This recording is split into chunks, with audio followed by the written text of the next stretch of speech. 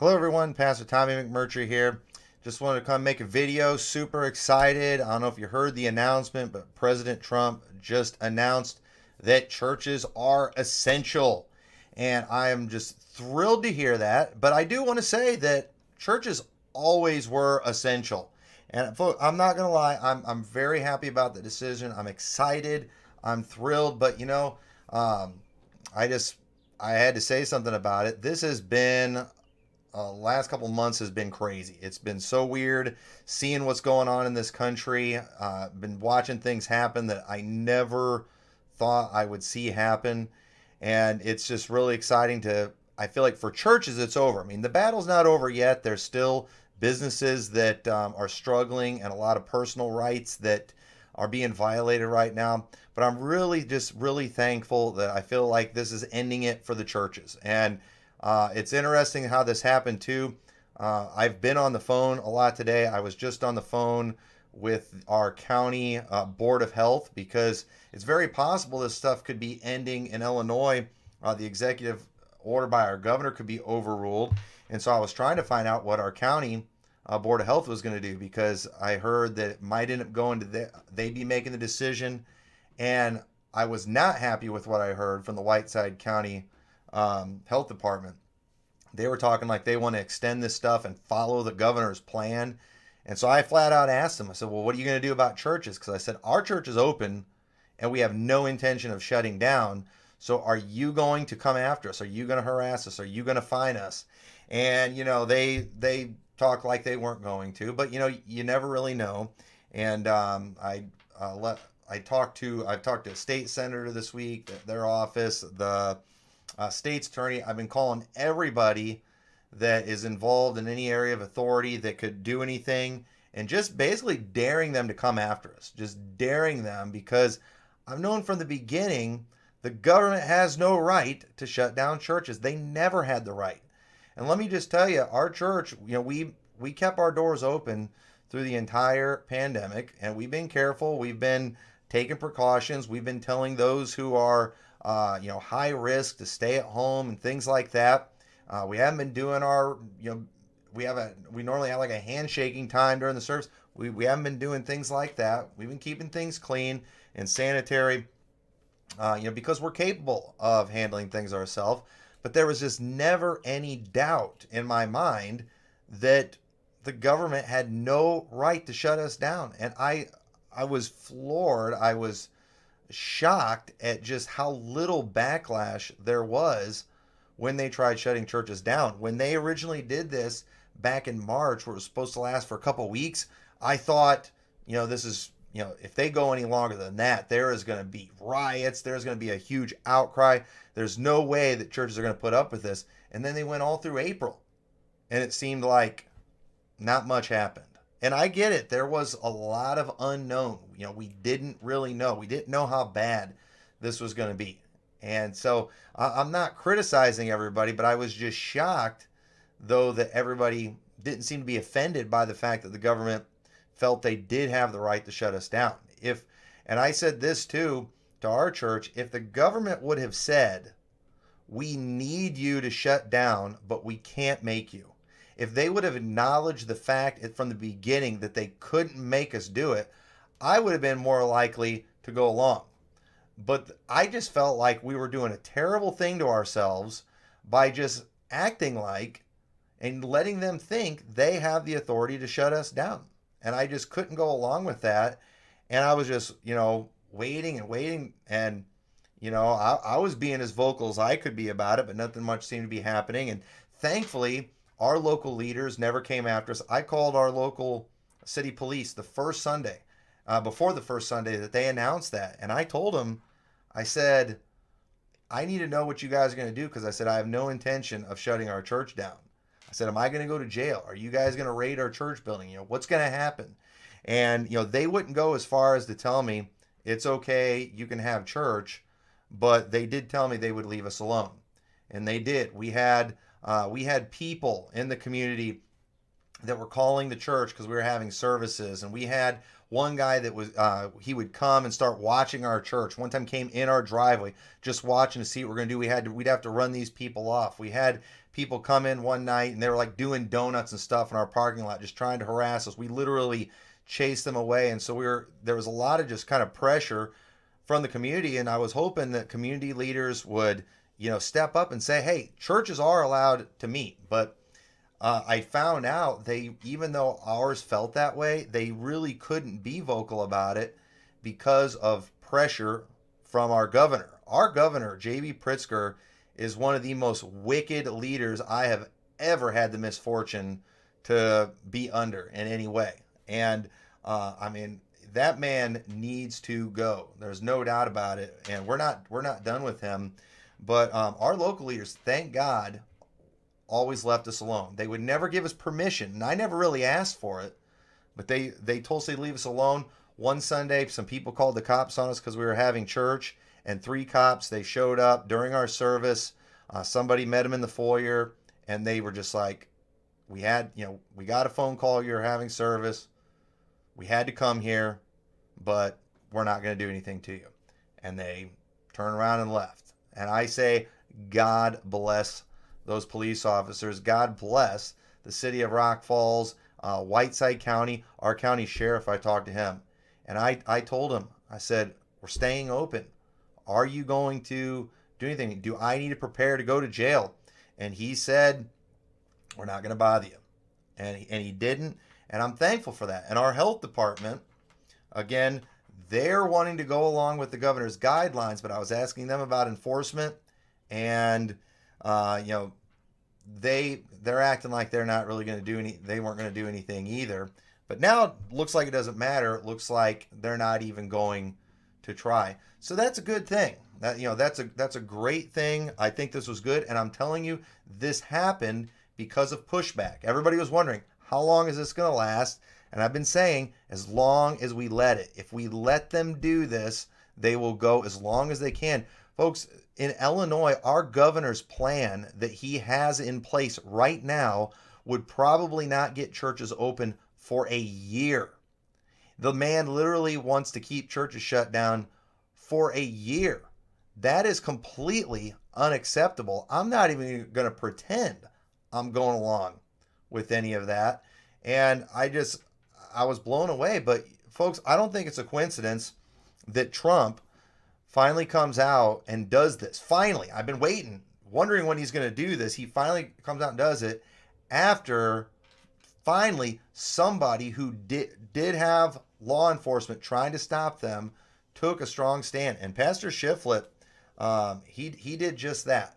He got a letter. He got threatened with a fine. And you know what he did? He stood his ground. He did what was right. He did what was constitutional, what was legal. And the higher powers finally stepped in an area where they should. They finally did. The president finally did something right. And I'm thankful for that. But I believe it was because of the stands. And, Pastor Shiflett's not the only one. There's many people. There was a group of churches in New Jersey who were taking a stand. There's been people in Chicago. There was Pastor Charles Hamilton, I think down in Mississippi, that early on took a stand. There's a lot of people. There's a lot of people who've been taking a stand in places like Rock Falls, where we never got attacked. We never got threatened, even though I was literally calling our local leaders and saying, "Hey, we're breaking the law.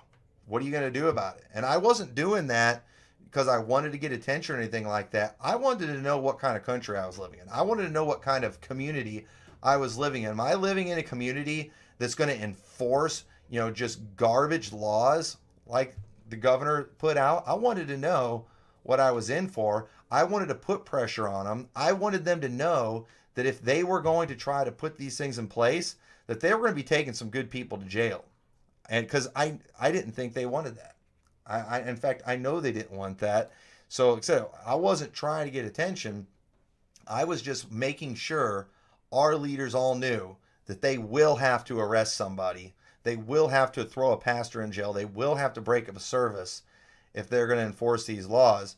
And thank God ours never did. And because of that, I am very thankful and I'm very proud of our local leadership, while at the same time, I am ashamed of our state leadership. I'm ashamed of our governor. I'm ashamed that the state police are planning on and saying that they will enforce things not against individuals but against businesses. But folks, a business is an individual. Okay, those are individuals.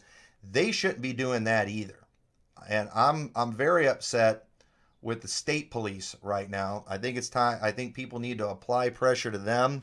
But either way, everything good that has come out in the last couple weeks or this week, it has been because of pushback. You've got to take a stand at some point. You got to let your voice be heard. And I think the powers that be that are trying to destroy this country found out that there's a little more Christianity and there's a little more freedom-loving people in this country than they thought. That there's a little more fight in the people than they thought. So this is a big victory. I'm excited about it. I'm thrilled about it. And I want to say, too, that I did kind of call this not too long ago.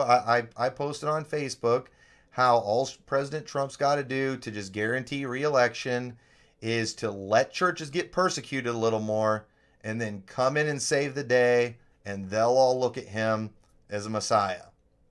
And that's probably what's going to happen. I see through it. I understand that it was President Trump that originally shut the country down. It was President Trump that originally put the guidelines of 10 or less people, and he didn't do it as a law. He did it as a recommendation, but in those early press conferences, and I watched all of them, he put pressure on all the governors to follow his guidelines. So understand, these guidelines and these things have been put on churches. Understand, these originally came from President Trump and Dr. Fauci, who he stuck his stupid face in front of the whole country and got everybody listening to him. It was President Trump that did that. It was President Trump that originally got us locked down. And while I'm thankful that he finally did the right thing, we can't forget that he's the one that originally did this. Okay? We can't just have blind loyalty to a party. And I'm not saying I want Joe Biden to be the president, but I'm not going to act like Trump didn't play any role in what took place and in the damage that has been done to this country and is still being done. I do believe he plays a part in it, and I see through that. But at the same time, I'm not going to say that I'm not thankful for what he just did, because it really has taken a lot of pressure off of all the churches, and it's going to be good to see everybody be able to just get back to work and get going again. And I literally today just basically forced my way into a community, I forgot what it was called exactly, but they have some local pastors, the health department that they've been working with in like figuring out guidelines for churches and things, and I demanded to be put in that group because of the fact that I don't know what these other pastors are going to do. Too many pastors are going along with this junk, and I was going to make sure that anything short of us being able to do what we want to do was unacceptable. So, I probably don't need to worry about being on that now. But either way, this is a good thing. I'm excited. Thank you, everyone who wrote letters, emails, went to protests. People who took a stand. God bless Pastor Shiflett. God bless the pastors in New Jersey that just took a bold stand, saying that they were going to be opening up this weekend. Thank God for all the pastors that never did shut their doors and took a stand. And you know what? God bless the pastors too that just wanted to take some precautions. There wasn't anything wrong with that. I don't believe we should hold it against anybody that closed their church because they were trying to protect their people from a virus. If that's why they closed their church, then I say, God bless them. We didn't know, and we still don't really know where we're at. But you know what? Shame on anyone who would close their church because the government told them to. That's not right. Jesus Christ is the head of our church, and we'll close the doors when he tells us to. But until then, we want to keep things open. I know a lot of churches are adopting a motto going forward. They had said this before, Trump declared church as essential, And their motto is never again. And folks, that's got to be, we've got to get that in our head. That needs to become a national thing, not even just with churches, but even with this shutdown in general. Never again. This should have never happened, and this should never happen again. And it's my hope and prayer that at least for churches, it won't happen again. I just mentioned Sunday how God could put it in the heart of our president and our leaders to put another amendment out there saying, you know what, just in case anybody doesn't think the First Amendment is clear enough, we're going to make another one just showing that the government has no right to shut down churches. Put something out there to make sure this never happens again. Even if there is something going on and we need to do something when it comes to the churches, we are going to stay out of it. The government has no place, and I think our president is recognizing that. I'd like to hear him admit he made a mistake. I'd like to hear him admit the fact that he started it, and I think he should apologize. And but at the same time, he's pretty proud. I don't know if he'll do that. I'll take this though for now, and I'll be thankful for it. But anyway, I was just real excited and just wanted to say something about it because I've been praying for this for a long time, and I'm hoping that we never see anything like this again anywhere in the near future until the tribulation. This type of thing should never have happened, and I hope it won't. So anyway, be victorious, and churches, get fired up, get open, go do your thing. Don't be reckless. Don't be irresponsible. Last thing we want now is for a big outbreak, because I promise the church that has a big outbreak now after this gets opened up, they're going to be all over the news in a bad way, and you're going to be used to make Trump look bad. So especially you churches out there that you just love President Trump like crazy, if you go get reckless and irresponsible, you could end up making him look bad and making everybody look bad, and maybe giving excuses to some of these wicked leaders to continue to tell themselves that they do have authority in the churches. But anyway, I do believe that church is essential. I believe that church has always been essential. It never stopped. Every day of 2020, it has been essential, and it will continue to be essential until the Lord takes us out of here. So anyway, just coming to you in celebration right now of a victorious moment. We saw a good thing in the whole country today, praying to see some good things in our state today. I don't know what's happened with this ruling again with our governor, but folks, don't stop praying. Do not let up on praying for 1 minute, especially if you live in Illinois. We still have one of the most wicked leaders in this country running our state into the ground right now. And if you think he's done, well, you got another thing coming. That man needs to be overthrown as soon as possible. Pray for boldness in our leaders and in our legislatures that they will do something about this man, and keep applying the pressure. We're winning things. We're getting victories. We're getting things back. Let's keep applying the pressure like we never have before. Don't let this victory cause you to relax. Let it fire you up to just keep on fighting back. So anyway, that's all I wanted to say. God bless you. We will see you all soon.